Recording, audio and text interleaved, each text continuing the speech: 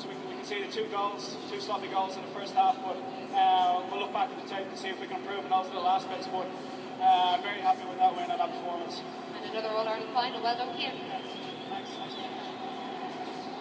Well, I'm not quite sure if the Dubs struggled today. They earned it, that's for sure. They certainly did, and they are indeed into the All-Ireland final. And I suppose the first thing that we should do at this stage here on the panel is to compliment both teams for that performance today. It was thoroughly absorbing, I have to say. But there is a winner. Happy lad? Yeah, absolutely, Michael. Like, listen, what a game. What a game. This is what makes, I suppose, GA special. This is what we wait for every year. We just don't get enough of them. But from a Dublin perspective, you know, listen, they showed huge character. I thought you have to give Kerry credit. I thought technically they were very good today. They mixed it up. They got the balance right. They did have a couple of chances. There was a stage 10 minutes ago where I thought we were in a spot of bother.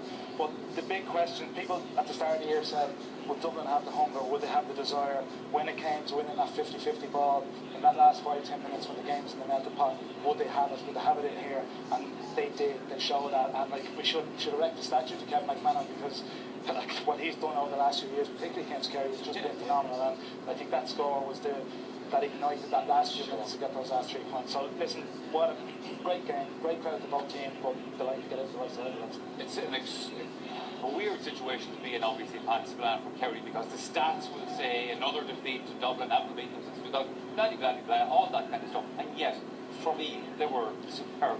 Well, Michael, obviously as a Kerry man, disappointed to lose.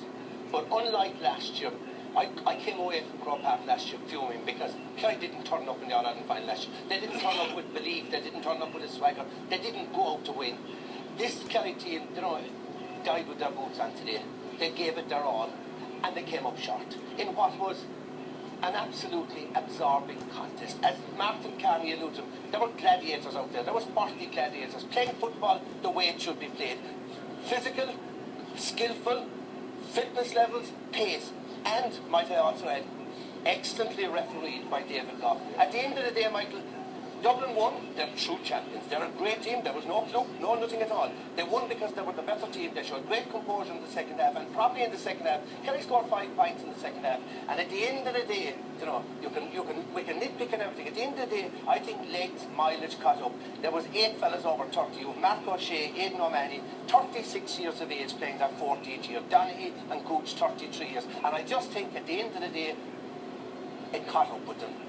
The only thing, Joe Brolly, that today's game didn't have was a replay. Yeah, well, that was unfortunate, you know. But I think I looked in the game slightly differently. I think if Kerry were handed a lifeline just before half-time, you know, that's 7 minutes, but all of a sudden, you know, it was like a dream if this one said, please don't wake me up. But the game illustrates, you know, the brilliance of Dublin, I think, primarily. I mean, Kerry played very inventively at times, but 13-5 in the second half. Yeah. And you know what I love the best about the Dubs? They're like the All Blacks of Gaelic football. They want to play, adventure. Diarmuid Connolly missed 2 shots just before that, and he took on. It was a most horrendously difficult one. They were a point up. Any other team that would have held possession looked to move the ball back. The Dubs kept attacking, and they play in that relentless way. And I think that, you know, I said to Oisin McConville once, why is it after 6 All-Ireland titles you're still playing? What is it that drives you on? It's just we love playing together. Yeah. We want to play together as long as possible. Very special chemistry in the group. For me, they're saving Gaelic football. I was very pleased at times with the way Kerry played, particularly what Pat alluded to.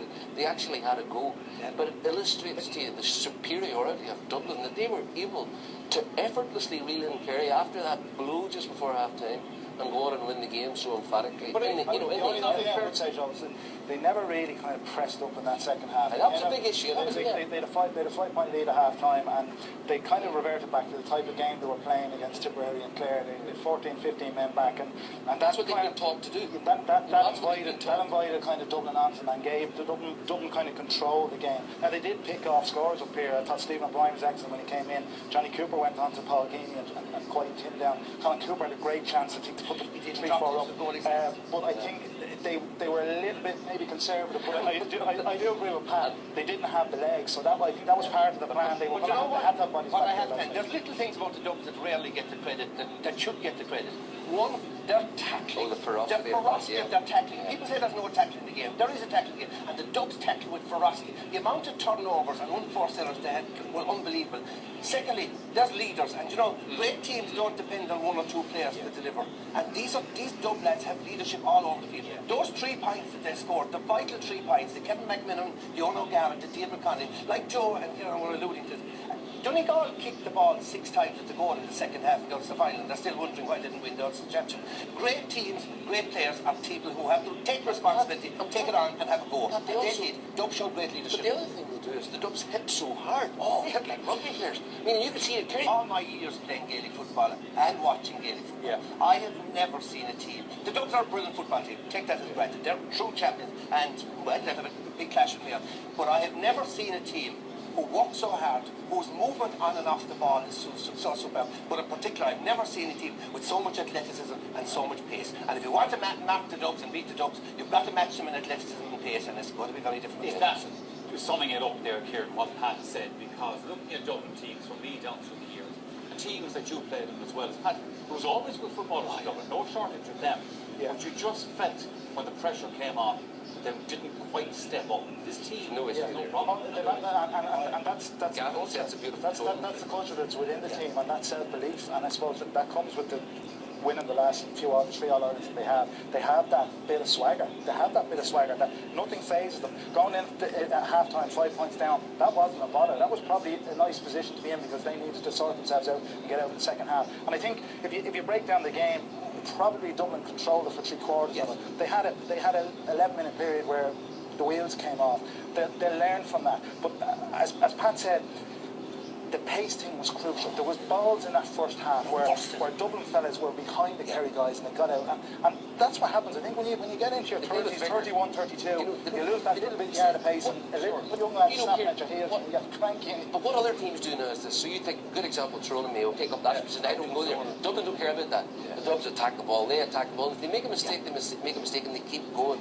And it's that sort of relentlessness of them. And the fact that they just keep, they keep wanting to play. The vigour, the movement, they're open to the possibilities. It's a fascinating thing as well about Dublin, about what I would call Jim Gavin's Dublin. Anybody who knows Jim Gavin, he's very calm, he's a very measured man. But his football teams play with fire. I think he lets them own the team. The idea is that, and he always says this, I'm just facilitating these guys to play. And for that reason, they're trusted. And when a team is trusted, and I think this is the massive thing about Kilkenny as well, they're not prescribed. They're not set down with rigid rules. So you'll see them thinking their way out of trouble. And you'll see them knowing this is our responsibility. We don't look to the sideline for help. Tony Cooper's not looking over saying, here, Paul Guinea scored 3 points. Who's coming to help me? He says, I'll win the next ball. And I'll drive on then. And it's very difficult psychologically to play against them because of that. Okay, let's hear from the Kerry manager, Eamon Fitzmaurice. He is with Joanne. Eamon, a hard look. That must be a particularly difficult defeat to take. Yeah, disappointing one, Joanne. Anytime you lose in All-Ireland semi-final, you're going to be disappointed, and we put ourselves in a great position, but we didn't bring it home. You came close though, given how you overturned what was happening for most of the first half. You just seemed to turn it on in the second. Yeah, we felt we put ourselves in a good position at half-time. We played well in the second half of the first half, but like I said, look, you have to give a lot of credit to Dublin. We had them rattled at half-time, but as they've done a lot of times in the past, a lot of different teams are very good at using half-time to right the ship, and they just managed to pull away there at the end with 2 points in injury time, and unfortunately we couldn't get a score going the other way. Because you had overcome your major problem in the first half, which appeared to be those kickouts. Yeah, something that we've worked hard on. It wasn't. I think again you have to give a lot of credit to Dublin. They're so strong in the middle of the field. They contested very well. They won breaking ball, but again we were able to use half time to tidy that up. But look, it was a great battle, and a great team came out on top. I saw you getting irate at the referee. I suppose that always happens in close games in that second half. Do you think there were some difficult decisions against Kerry? Look, I'm not going to. I think you have to give credit to Dublin now. I'll bite my lip on that one, but other people can be looking at it and seeing what they think. Well, look at Kerry then towards the end. Did you think that you had it there and you had opportunities to perhaps be the ones to get the winning scores? Yeah, we did. We had chances and we didn't convert them. And in fairness to Dublin, especially when they're playing into the hill, they're lethal and they take most of their chances. Whereas in the second half, we didn't score enough. We were 4 points up. We lost by 2. So we didn't score enough in the second half, which was disappointing. But look, I'm very, very, very proud of the lads. Very proud of the group. The way that they conduct themselves, the way that they prepared, the way that they came out today and gave it everything inside them. And look, it just wasn't enough on the day. And if you were looking for scores, there was an awful lot of congestion there as well in that Dublin defence to try to get past.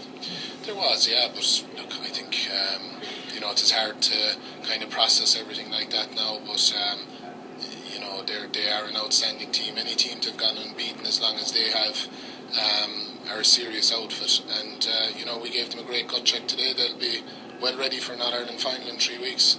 Eamon, thank you very much for your time. Well, Eamon Fitzmaurice certainly prepared his team well today. Just wasn't quite enough in the end, and I suppose, Pat, the question that will be asked during the week then, what's the future for Eamon Fitzmaurice and this current Kerry setup? Well, I suppose when Fitzmaurice took over the team, the future was very, very bleak. And they got to an All-Ireland the first year, and they won an All-Ireland 2 years ago. So what he's done has been brilliant. He's 4 years in charge now. He took on the job for another year this year. I can't see him staying on for another. I think the team needs rebuilding now, because I think the defeat last year was probably, outside the fact it was such a bad defeat, but so many fellas said they'd stay on for the last hurrah. And unfortunately, the history of last hurrahs in sport doesn't make pretty reading. And to be perfectly honest, I mean, Aidan and Mark and these boys, who were tremendous warriors down through the years, I think they probably stayed on. So there's a rebuilding time in Kerry.